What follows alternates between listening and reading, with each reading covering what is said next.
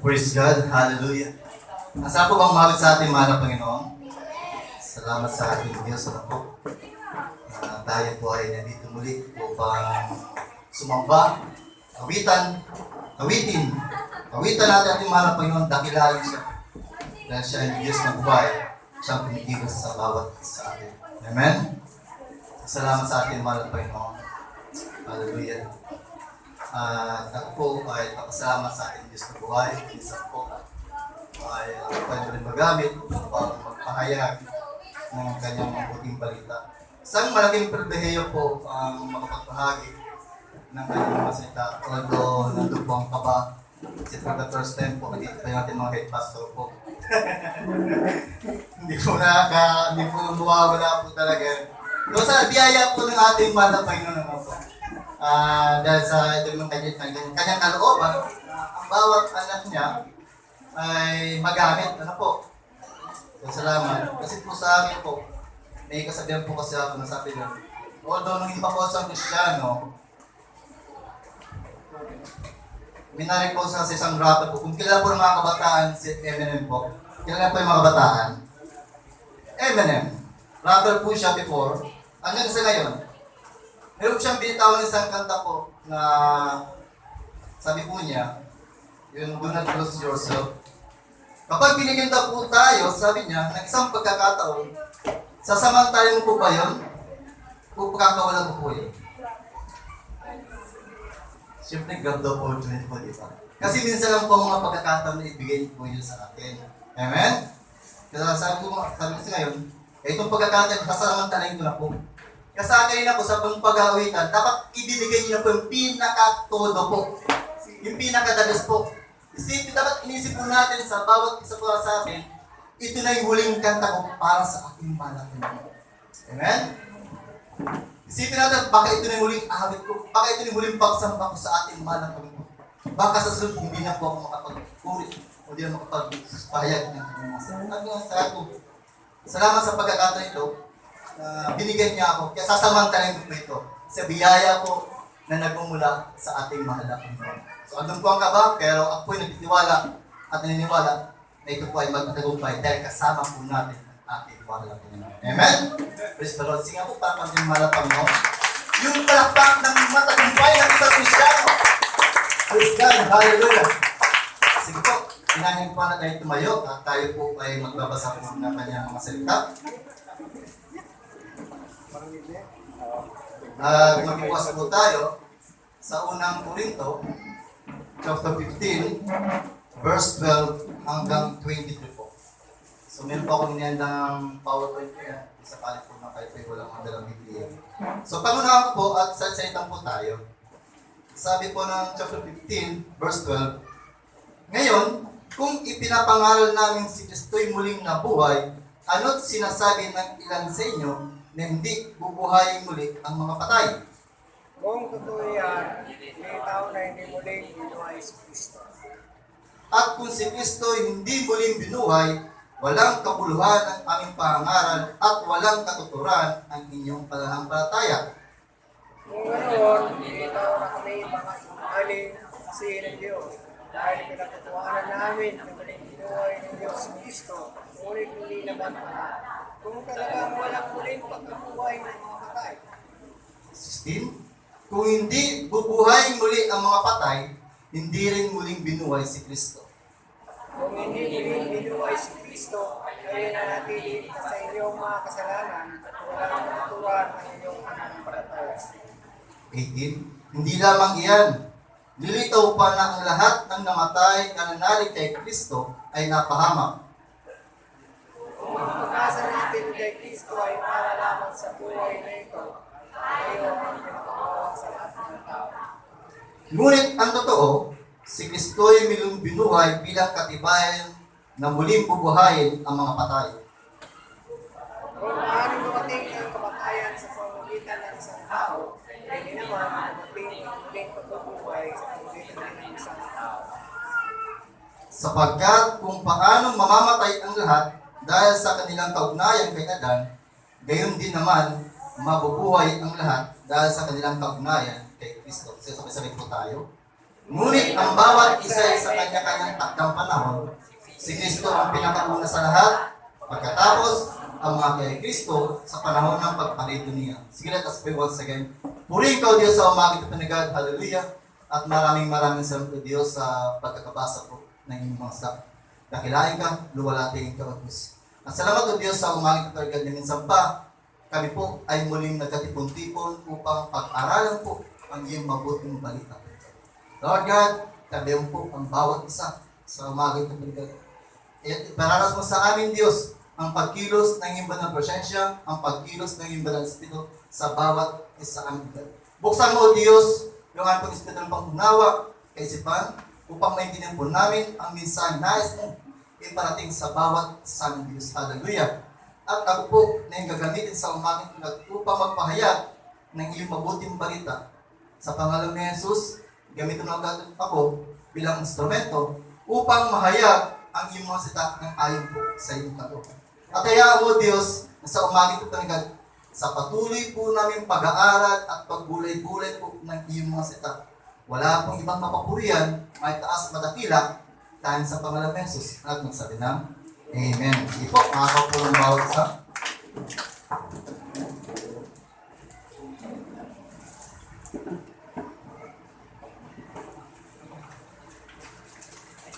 Salamat sa Diyos.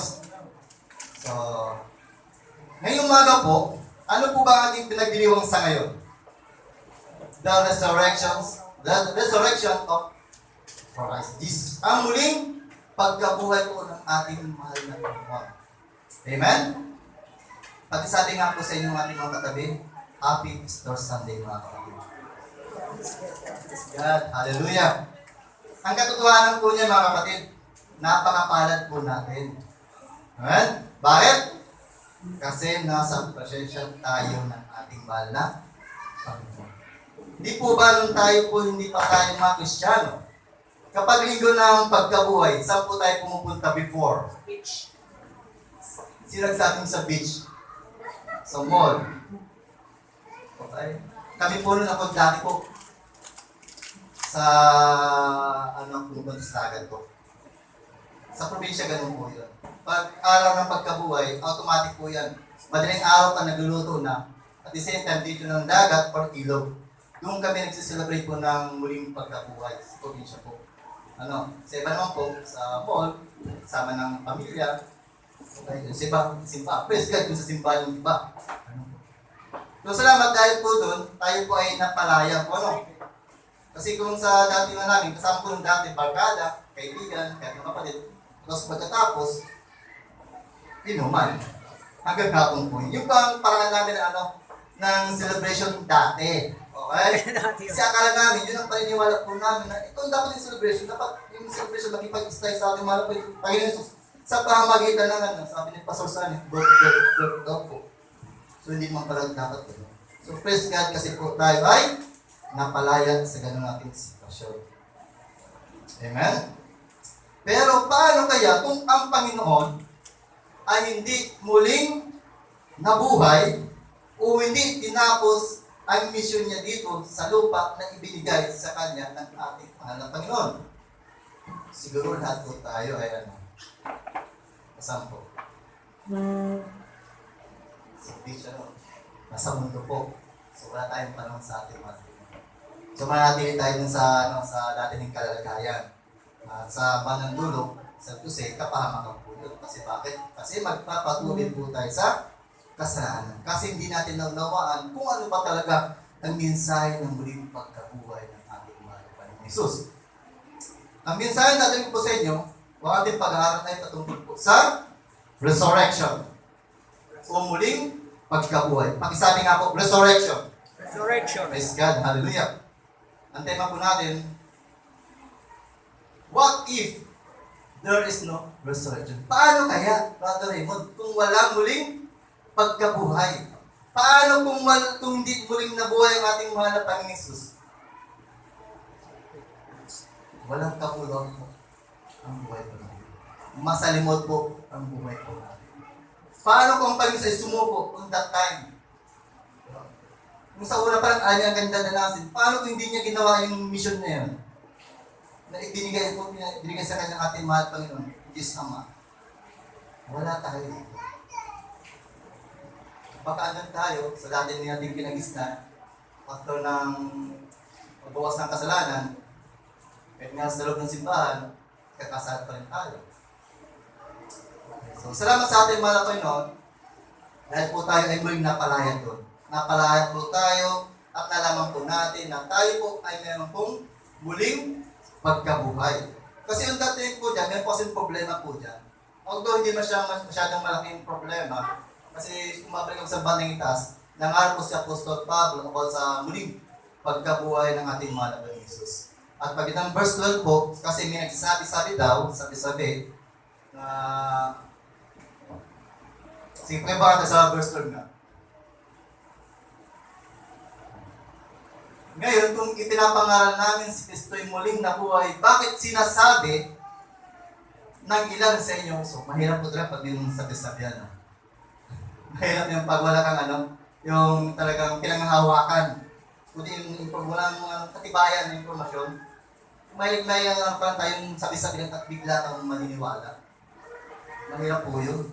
Kaya buti na lang, yung nagsasabing yun na ilan na hindi bubuhay mo ng mga patay, parang nagkaroon si Apostol Pablo ng katapangan na kailang ipahayag din na ipaunawa sa mga Church of Corinthians na meron talagang muling pagkabuhay. So yan po ang ating tututukan ngayon. Paano kung walang muling pagkabuhay? Mabubuhay ba tayo muli kapag tayo po ay namatay na? Okay? Ang unang puntos po natin,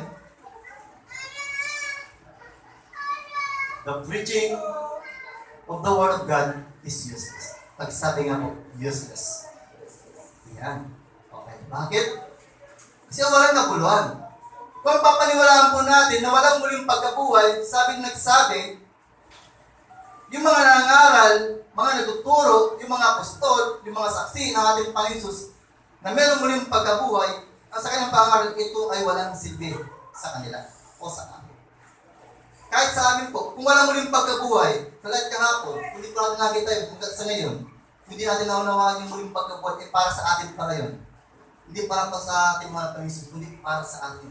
Para magkaroon din ng ini-aim to encourage na magpatuloy. Time will come, ay maranasan din natin yung narasan ng ating mahal na Panginoon. Amen? So, sino po naniniwala dito na mayroong muling pagkabuhay? Praise the Lord. So, pakpan po ating mahal na Panginoon. Dahil po sa ating pananampalataya po yan. Dahil po sa kamatayan ng ating Panginoon Jesus at sa kanyang muling pagkabuhay, tayo rin po ay nagkaroon din. So, meron tayong pag-asa. Sabi ko, walang silbi ang pangalanstahan ng Diyos. Kung ang susundin po natin, kung tayo maniniwala, na wala talagang muling pagkabuhay. Ang sabi ng verse 14-15. Sabi dyan, babata na sir. Tapos ulit. Isa pa. Sa unang puntos.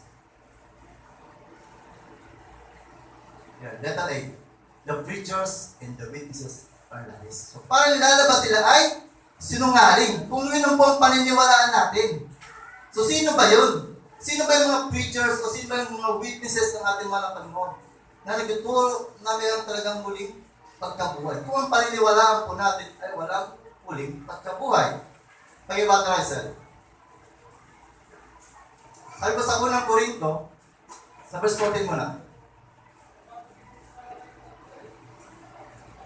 At kung si Kristo hindi muling binuhay, walang kapuluhan ang aming pangaral.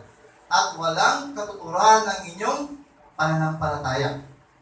Kung ganon, lilitaw na kami mga sinungaling na saksi ng Diyos dahil pinatutuhanan namin na muling binuhay ng Diyos si Kristo. Ngunit, hindi naman pala kung talagang walang muling pagkabuhay ng mga patay. So sa mga din, kung sinasabi nila ng Apostol Pablo, mayroong muling pagkabuhay, pero mayroong pumapasok na walang muling pagkabuhay. So sila ilalabas ng mga sinungaling. So ibig sabihin, walang bisa ang pangalan sa Panginoon. Pagin sa atin sa panahon natin ngayon, yung mga preachers, yung mga pastors, sa mga Bible study teachers, kung wala tayong matibay na pinanindigan na mayroong muling pagkabuhay, ito po ay walang kabulan aming pangalan. Bakit? Ito naman tayong hinahangad eh. Sa doon tayo sa dati, di ba? Sa dating sinasamahan ng sekta. Na di natin alam na meron palang muling pagkabuhay. Basta alam natin, Simba lang, uwi. Tapos gano'n ulit, 5 ikot lang. So, wala. Kung ganyan natin mong paniniwala, ibig sabihin, ang lahat ng nagtuturo before at sa ngayon ay lalabas ng mga sinungaling po. So, salamat sa ating mga Pinoy. Dahil po, muli na pinatunayan ng ating mga Jesus na siya ay muling nabuhay para sa atin. Pag-iwatera, sir. Sino yung mga ngaral at mga saksi? So, according to verse 14 to 15, meron po nabanggit yan ng mga ngaral. Pag-iwatera natin sa verse 14-15. At si Kristo hindi muling binuhay, walang kapuluan ng aming pangaral. Yung mga apostol po yan. Bakit din? At yung mga saksi ng Diyos. Ito po yung tinutukoy po dyan according to verse 14-15. Unang Korinto chapter 15, verse 3 to 8. Sabi po dyan, sapagkat ibinigay ko sa inyo bilang pinakamahalaga sa lahat ang tinanggap ko rin na si Kristo ay namatay dahil sa ating mga kasalanan. Tulad ng sinasabi sa kasulatan, inilibing siya at muling nabuhay sa ikatlong araw. Tulad din ng sinasabi sa kasulatan.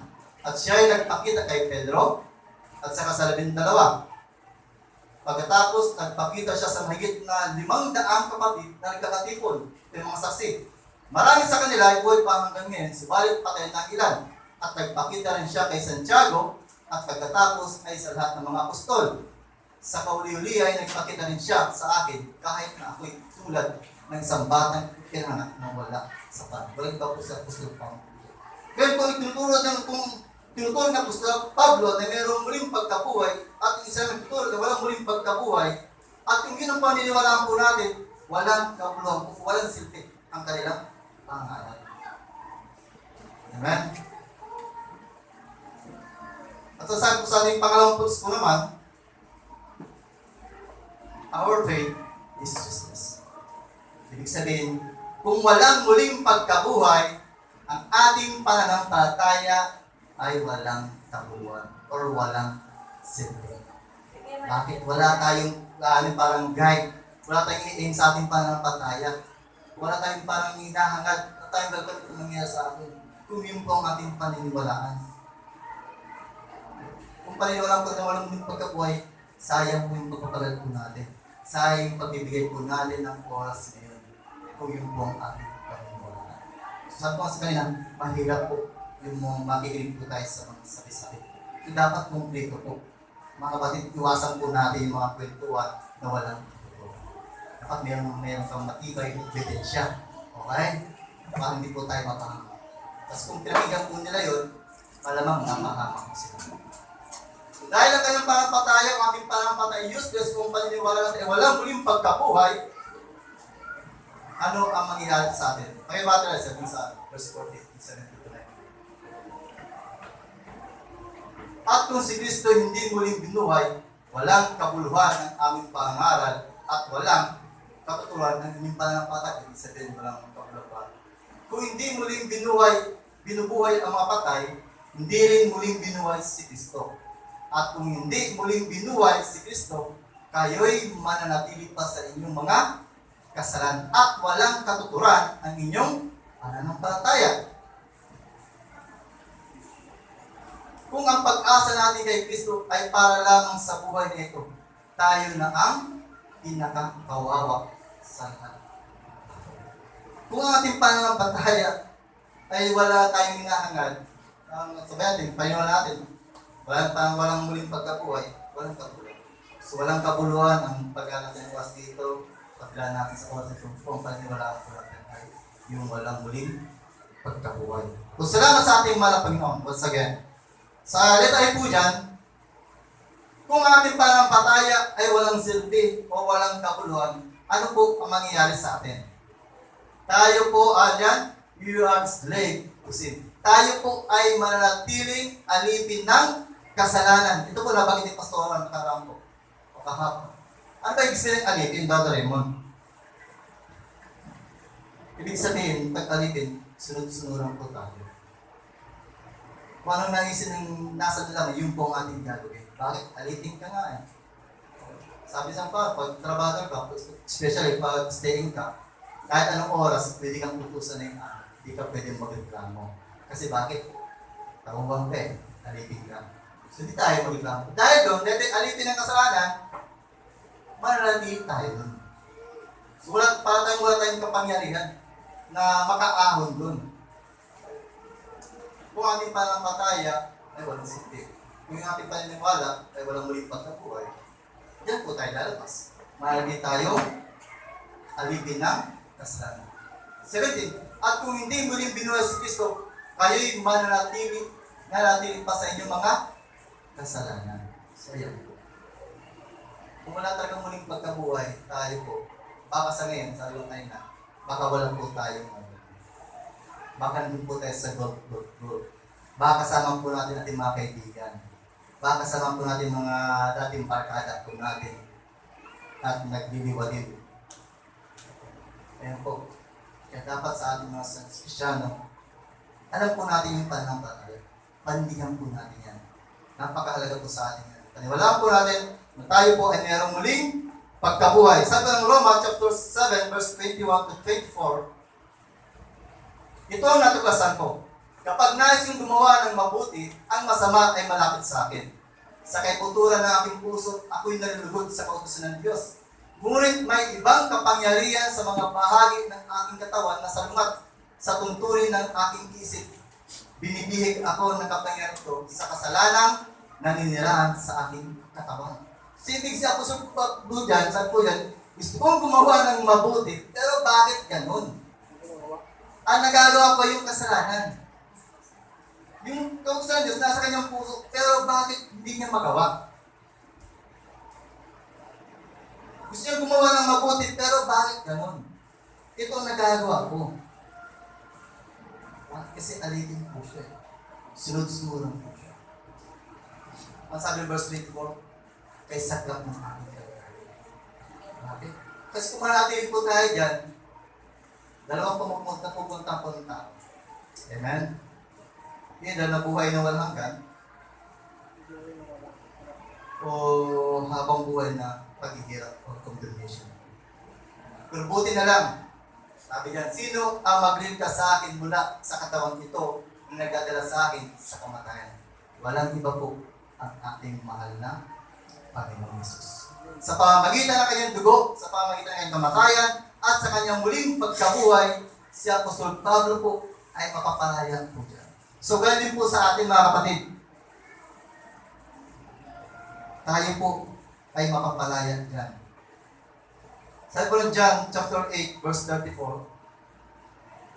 sumagot si Jesus, pakatanda ninyo, ang gumagawa ng kasalanan ay alipin ng kasalanan. So, ayan, kasi wala na tayong kapangyarihan eh. Ikaw nung naisin ng laman, yung gagawin palagi. So, magkaiba po yan yung sabi ni Pastor Joseph yung nakaraan, kahapon yata, Friday, na iba yung nagkakasala at nagkasala. Nagkakasala, lalagyan ng malit, ginagawa pa rin. Kasi bakit? Alipin nga siya. So wala siyang kapangyarihan. Ibig sabihin, nandun pa rin siya. Hindi siya napapalaya doon. Alipin siya doon. Yung nagkasala naman, nahulog ka lang. Kasi dati na rin yung aming natural na pagkatao natin, ay makasalanan, lumalabas na hindi natin sinasadya. So, salamat sa ating mahal na Panginoon, dahil meron tayong Diyos na kapag tayo ay nahulog sa nagkasala, mahulog na hindi nangyayad lang, meron tayong malalapitan. At meron tayong pinangahawakan na pangako ng ating mahal na Panginoon. Ano yun? O, sinakan question 1 na yun. Yun ang kagandahan po sa atin. Okay? Kung ipinapayag na ang ating mga labi, si Jesus, siya tayo ay dinisita at mga. So, kailangan mong banggitin kung ano ang kasalanan na nagagawa. Yung pong pagkakaiba sa nagkakasala at nagkasala. Ang nagkakasala, dahil hindi niya magawang mapagtagumpay, dahil alipin siya doon. Sa letter B naman, all who died, believing in Christ, have perished. So, ibig sabihin, lahat daw po na namatay noong naniniwala kay Kristo ay napahamak. Hindi lamang iyan, Yun, dilitaw pa na ang lahat ng namatay na sumampalataya kay Kristo ay napahamak. Yun ang kanyang paniniwala. So, sino yung mga naniwala sa ating mga Pinas before? Yung po yung kanyang mga alagad, mga apostol na sumampalataya sa kanya, sumunod. Kung ang paniniwala natin ngayon, kung ang pinapahan ng Apostol Pablo ay walang muling pagkabuhay, sila lahat ay napahamak. Kaya sa unang Korinto, chapter 15, verse 2, sabi ko yan, sa pamamagitan nito, naliligtas kayo kung matatag kayong nanananan sa salitang ipinangaral ko sa inyo. Liban ng alamang kung kayo'y sumasampalataya na di iniisip ang inyong sinasampalataya. Pwede po bang mangyari yun? Dapat bilang isang Kristyano, panghawakan mo ang salitang yun. Anong panghawakan po natin sabi ng Apostol Pablo? Na merong muling pagkabuhay. Dapat hawakan mo yung bagong pakawalan ng salitang yung pangapingin natin mahal ng Panginoon. Hindi nga lang, kung talagang kilala mo ay yung sinasampalataya. Kasi kung hindi, walang kabuluhan at iba ng pataya. Diba dati before sa dati ng Galingan, sa malaking sekta rin na alam mo may Diyos, pero hindi mo siya kilala kung sino ang tunay na Diyos. Bakit? Wala kang relasyon sa Kanya eh. Hindi mo alam kung sino ang tunay na Diyos. Alam mo lang mayroong Diyos. Practically, nung hindi pa po ko nakakilala sa ating mahal na Panginoon Jesus,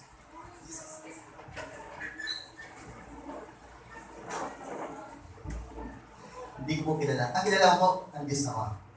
Kahit ako ay deboto ng Nazareno, hindi ko po kilala si Jesus.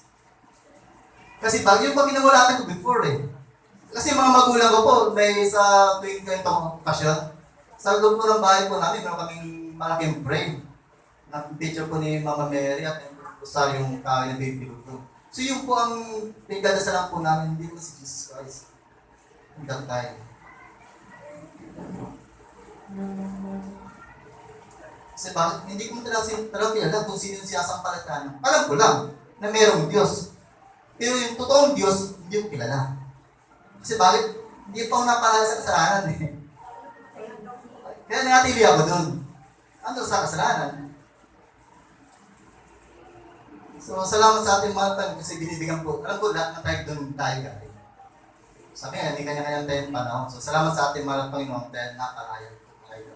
Kasi kung hindi, iyak, nakapamakan po. Like po, sample po, blink po, sample. Yung mga magulang po, di ba tayo po ayan lang, parang po na New Testament, by grace tayo. Ang mga magulang ko po, namatay po sila, devoted po na Roman Catholic. Masaitan po, hindi masanos ka, kasi bawal tayo musir, di ba? Eh, dahil sa by the grace tayo, dahil sa hindi pa patay, ang mga magulang ko po, hindi po, namatay po sila, nung walang pa ng patay sa Jesus.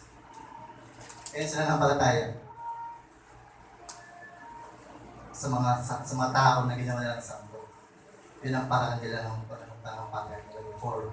Alam niyo, may Diyos, pero ibang pamamarang pa nila. Kung nakakalungkot man, ganun po talaga eh. Hindi sila nakakilala sa ating mahal na Panginoon. Wala silang Panginoon para tayo sa ating Diyos kasi si Kristo. Diba sabi ni John 14:6, si Jesus lamang ang tanan, ang buhay, ang katotohanan. Eh paano yun? Walang pakilala sa kanila na mayroong Kristo na matay para sa kanila. Kung yung kung iisipin ko, tiyak hindi sila magandang kalagayan sa kanila. Kasi bakit wala silang pananampalataya. So maging sa ating po din yan. Kung meron po tayong mga kamag-anakan, mga kapatid, na wala pang pananampalataya sa ating Panginoon Jesus. Hindi mo sa hinusgahan po natin, pero kung bigyan po ang ating pag-uusapan, may tiyak po, hindi po patutungan. Kailan na langit nito. So sabi nga, sa matay ko ating pagkakataon ito, na mayroong Kristong muling nabuhay para sa atin, sa lahat ng tao. So ipakilala po natin ang ating mga Diyos. Ipakilala po natin sa kanila upang ipilang pananampalataya sa Diyos ay hindi mawalang kapuluan. So maging sa atin, panghawakan po natin yung mga kapatid. Dapat alam po natin na bilang sa Kristiyano, na kilala talaga natin ang ating tunay na Diyos na sinasamba. Amen? Hallelujah. At sabi ang 1 Thessalonica chapter 4 verse 14, Dahil naniniwala tayong si Jesus ay namatay at muling nabuhay, naniniwala din tayong bubuhay ng Diyos upang isama kayo ang lahat ng namatay na sumasampalataya sa Kanya. So, ibig sabihin, yung muling bubuhay ng Lord po, yung mga sumasampalataya sa Kanya. Ang sabi ni John 3:16, sapagkat yan na lamang ang pag-ibig ng Diyos sa liputan. Kaya ibinigay niya ang tayo sa isang bugtong na anak upang ang sino man sumampalataya sa Kanya ay hindi mapahamak at magkaroon ng buhay na walang hanggan. Paano hindi na nalalaman yan? Paano kung ang pinaniwala nila dati ay yung walang may pagkabuhay? So, ganun talaga ang aking paniniwala, diba? Kasi paniniwala ko nun, walang langit eh. Purgatory, meron. Walang sinasabi ang Biblia sa purgatory. Langit at impyerno lang pa dito ko eh. Kaya ginagawa nila, pagsalang ganito and so on. Eh, wala na talaga eh. Mga magulang ko, ganun po. Akala ko, sabi ko, pag nag-deploy ako, nanay ko, sinanay tatay, tawag sa kanila, pantay mo kami. Sumalit pa lang. Kita nyo na. Sa nanay pa ako nanalangin, hindi sa Panginoong Isus o sa Diyos hindi natin kasi, bakit? Hindi ko kilala ang ating mahal ng Isus. So, pumalila po yan sa verse ng Thessalonica chapter 4, verse 14. Na muling bubuhayin ng Diyos upang isama, sa rapture po yan, yung mga namatay na sumasampalataya sa Kanya. Paano yung hindi sumasampalataya? Yung take down po dyan na, di lang po yung basta pananampalataya lang po yan. Dapat yung totoong pananampalataya. Yung pure faith. Kasi sabi ng Panginoon sa Book of Matthew, hindi na tumatawag sa akin ng Panginoon, nakapasok na kahit hindi yung lamang sumusunod sa kalooban natin kung mga nasa langit. So, ganun po. So, hindi po ganun kagalit. So, dapat, ginampayan tayong gagawin aksyon. So, letter C po. We are the most miserable of all people. Tayo na po ang pinakakawawang tao sa buong mundo. Kung yan po ang ating paniniwala muling, na walang muling pagkakawala. Kung ating pananampalataya ay walang silbi, naniniwala tayo dun sa taas, na walang muling pagkabuhay, tayo na po ang pinakakawawa sa mundo. At ang sabi ng verse 19, kung ang pag-asa natin kay Kristo ay para lamang sa buhay na ito, tayo na ang pinakakawawa sa lahat. Okay?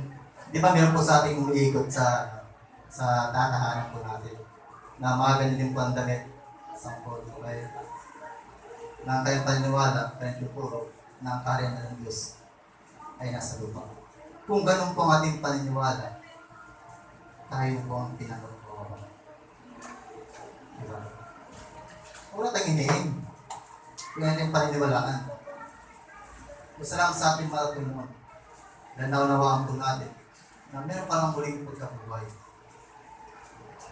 Ang sabi niya Ate Rizal, yun po yan, yung sabi ng Book of Matthew, chapter 6, 28.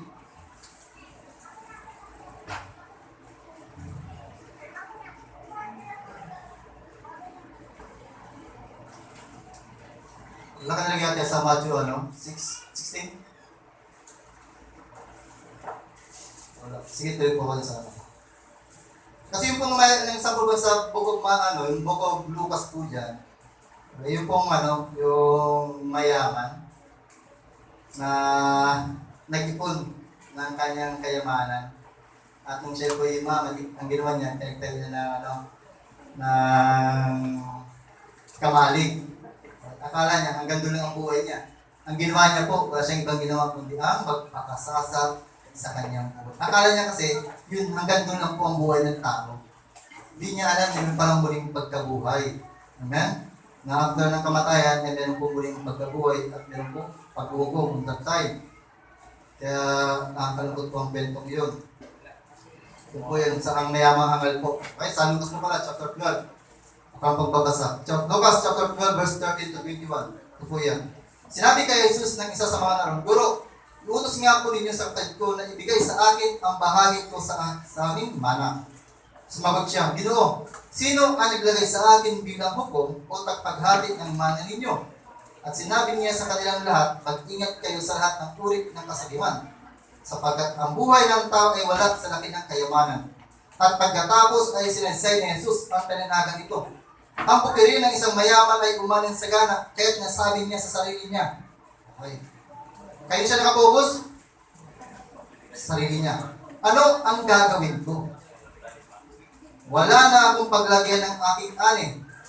At gigibayin ko ang aking mga kamalig at magtatayo ako ng lalong mas malalaki. Doon ko ilalagay ang aking ani at ari-arian at sasabihin ko sa aking sarili, ayan, marami na akong ari-arian. Hindi na ako kukulangin habang buhay. Kaya, mamamahinga na lang ako. Ang gagawin na ng mayaman, mamamahinga. Imbis na ibigay niya ang buhay nila sa ating malaki, dahil nakamtin na lahat ng bagay, pero ang ginawa niya, mamamahinga na lang po yung mga kapatid. Bakit? Kasi hindi niya alam, meron pang kamatayan, yung pagkabuhay. Siya nakakalungkot pag yung mga tao na mabalag pang priority po ay trabaho, negosyo. Dati, buti yung pandemic, yung mga tao, yung lockdown ang ginagawa ng tao. Pastor Ming? Okay. Ang ginagawa po ng tao, walang ibang gawin kundi manalangin. Nung pagkatapos, asan na? Asan mga kapatid natin sa bandang dulo?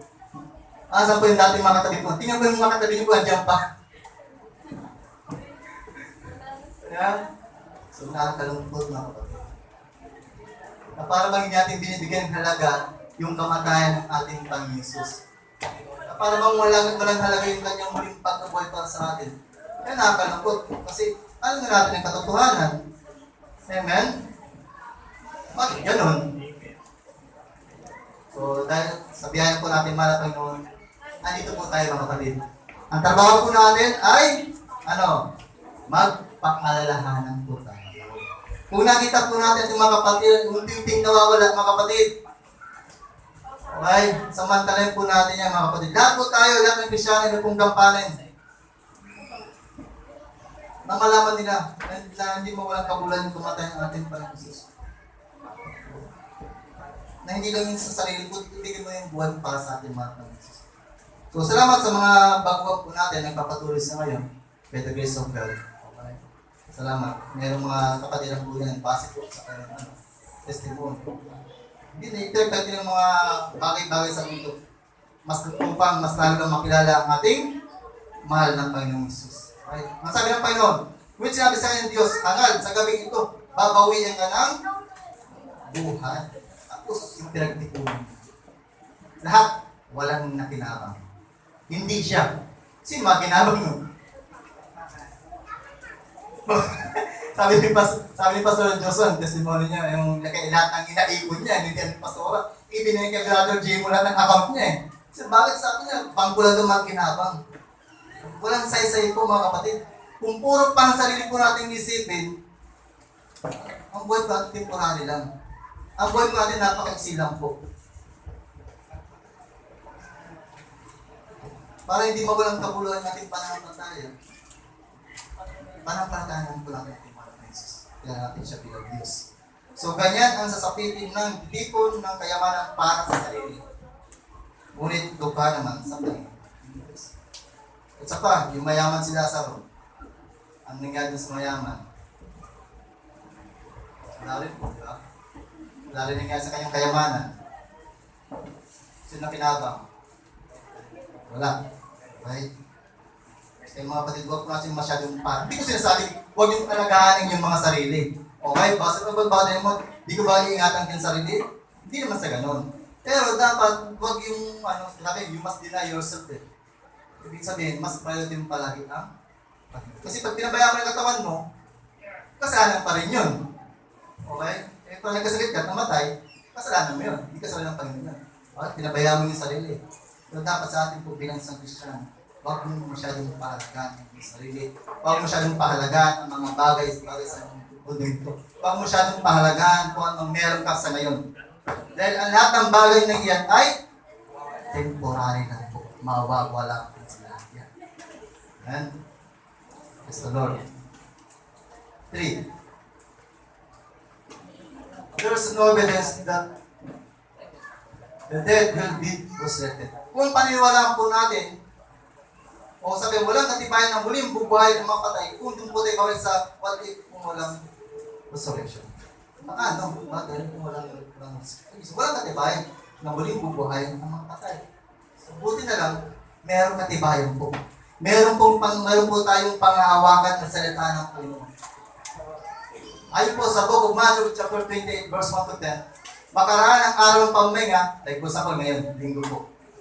Sa pagbubukan liwayway ng unang araw ng linggo, pumunta si Maria Magdalena at isa pang Maria sa libingan ni Jesus upang tingnan ito. Biglang lumindol ang malakas sapagkat bumaba mula sa langit ang isang anghel ng Panginoon. Iginulong nito ang batong nakatakip sa libingan at umupo sa ibabaw niyon. Ang kanyang mukha ay nakasilaw na parang kidlat at puting-putik ang kanyang damit. Nanginig sa takot ang mga bantay nang makita ang anghel at sila'y nabuwal na parang mga patay. Ngunit sinabi ng anghel sa mga babae, huwag kayong matakot. Alam kong hinahanap ninyo si Jesus na itinako sa krus. Wala na siya rito sapagkat siya'y muling nabuhay gaya ng kanyang sinabi. Subutin na lang, meron po tayong katibayan ng ating malaking ay muling nabuhay. Yung po ang panghahawakan po natin. Gaya na kanyang sinabi, halika kayo, tingnan ninyo ang hinimlayan niya. Magmadali kayo at ibalita sa kanyang mga lagad na siya'y muling nabuhay. Mauuna na siya sa inyo sa Galilea, makikita ninyo siya ron, yan ang balitang hatid ko sa inyo. At dali-dali nga sila tumalis sa libingan na may magkaaling takot sa kanila. At patakbong pumunta sa mga lagad upang ibalita ang nangyari. Ngunit sinalubong sila ni Jesus. Yan po, confirmation po. Si Jesus ay totoong nabuhay. Bakit? Ayan o, sinalubong sila ng ating mahal na Jesus. Right? At pag ginawa, binagin. Mapit sila sa kanya, ginawakan ng kanyang mga at sinampas siya. Confirmation po ng ating mahal na Jesus ay muling nabuhay. Kaya kung paniwala muling pagkabuhay, so walang ebidensya na tayo po ay tayo po ay muling bubuhayin ang mga patay. Dahil dyan, death came to a man. Dahil po doon pumasok po ang kamatayan sa pamamagitan ng isang tao. Sino isang tao yun? Kung paano dumating ang kamatayan sa pamamagitan ng isang tao, iba po si Adam po doon po dyan. Gayun din naman, dumating ang muling pagkabuhay sa pamamagitan din ng isang tao, Jesus Christ. 22. Sapagkat kung paano mamatay ang lahat dahil sa kanyang kaugnayan, gayon din naman, mabubuhay ang lahat dahil sa kanilang kaugnayan kay Kristo. So dahil sa kasalanan po ng isang tao, ang kamatayan po ay pumasok po sa sanlibutan. Pero ang original po dapat yan, ang tao po ay walang kamatayan. Immortal po ang tao dapat kay Adan. Pero dahil sa kasalanan po, doon po pumasok ang kasalanan. At ito po ay naman hanggang sa ngayon. Ang kamatayan po natin, dati po, ang buhay po dati ay mga umaabot ng 900 years. Pero ngayon, ilang po pinakmatagal. Sa atin, yung sino po pinakmatanda dito? Si Nanay Betty. Ilan po Ate Betty? 72, 73. 72. So, sabi nga nila, pag dumating ng 60, mapadya pag lumagpas ka doon. Kasi Ate Betty, mga 72. 12 years na yung bonus niya kay sa ating manat Panginoon. Dahil sa paglilingkod din sa ating manat Panginoon. Dahil nakilala niya na meron Diyos, o meron pang Jesus, namatay at muling nabuhay. O bakit siya, o bakit tayo nag-i-exist sa ngayon ng kapatid? Kahit pumasok sa ating kamatayan, dahil sa ating pananampalataya, dahil sa kaugnayan po natin sa ating panatang Jesus, tayo ay muling mabubuhay din. Ano po sa akin ng Roma, chapter 5, verse 12.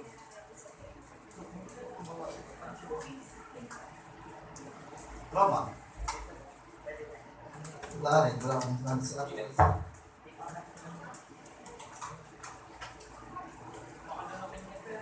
akin ng Roma, chapter 5, verse 12 po.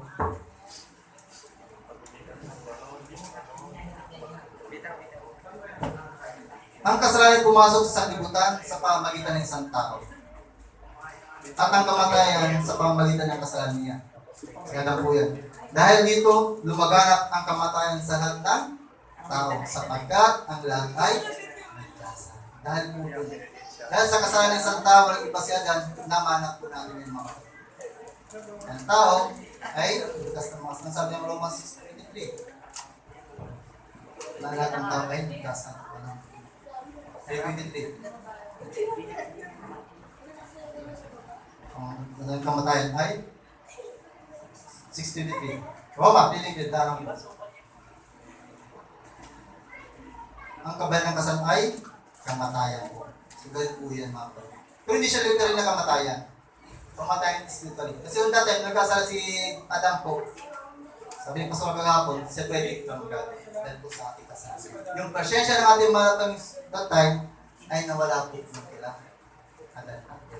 Dahil sa kasalanan po na pumasok. Dahil sa kanila po. Letter B, Christ raised from the dead. Yan.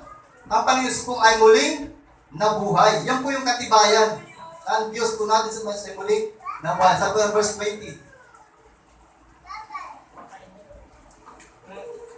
Ngunit, ang sa katunayan si Kristo ay muling binuhay at ito'y katibayan na muling ang bubuhay ang mga patay. Mga kapatid, assurance po sa atin.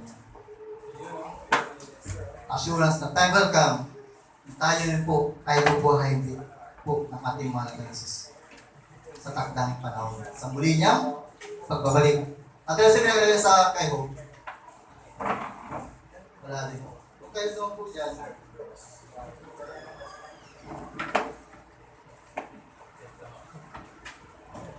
dalang ko kay Hope. Kasi ito po kay Hope din. Kaya Job chapter 19, verse 26 to 27 po. Sabi po dyan, pagkatapos na manuray itong aking buong balat, ang Diyos ko mamamalas kahit laman ay agnas. Siya'y aking mamamasdan at mukha ang makikita ng sarili mong mata at hindi ng sino mang iba. Ang puso ko'y nananalig ng mamasdan. So, ganun po yung pagkakasabi niya.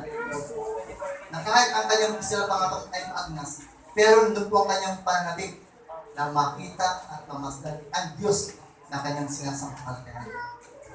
Kayo po ba, nanalig po ba kayo makita natin mga nag-Jesus? So, ang dapat natin gawin mga kapatid?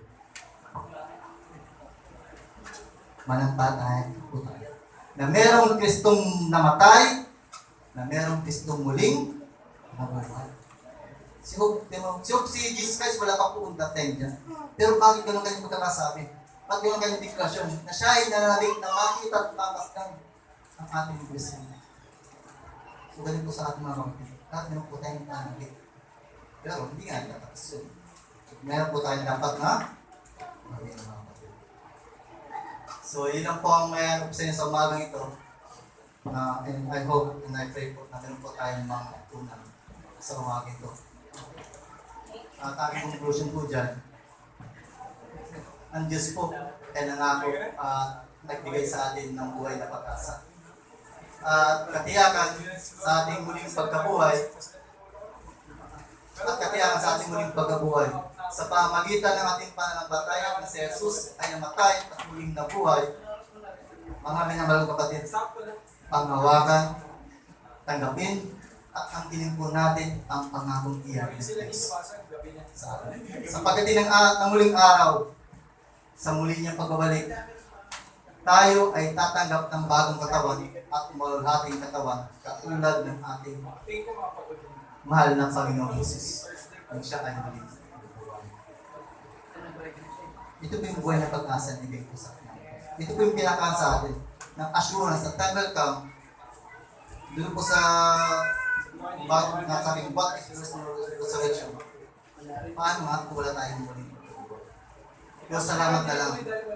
Dahil pinatunayan ng ating mahal na Jesus na merong muling pagbubuhay. At ito po ang ating hinahangat sa ngayon. Kung bakit tayo nagpapakapagal para makamtam po natin. Kung kung merong katawan si Jesus Christ na siya kung muling nabuhay, time will come sa muli niya pong pagbalik. Mga kapatid, babalik po ang ating mga anak ng Jesus.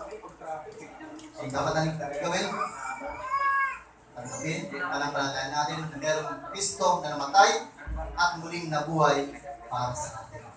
Ito ang ibigay po sa atin ng motivation para pagpatuloy po tayo. So ang hamon po sa inyo mga kapatid, ibahagi po natin yun sa ating mga mahal sa buhay. So mga kapatid po natin na hindi pa nakakilala sa ating mga Panginoon, ipakilala natin sa kanila. Sabi ko nga, nakakalungkot ko, kahit ba kayo nasa langit kayo o ako, pero mga kamag-anak ko at ikaibigan ko lang, kapatid ko, especially yung pamilya po natin ay nasa impyerno. Tayo umaawin, nagagalak, pero yung pamilya po natin na walang pagkakilala sa Panginoon ay nagdurusa. Ipakilala natin ang mga Sige, tayo po tayo lahat. Talakpan po natin mahal ng Panginoon.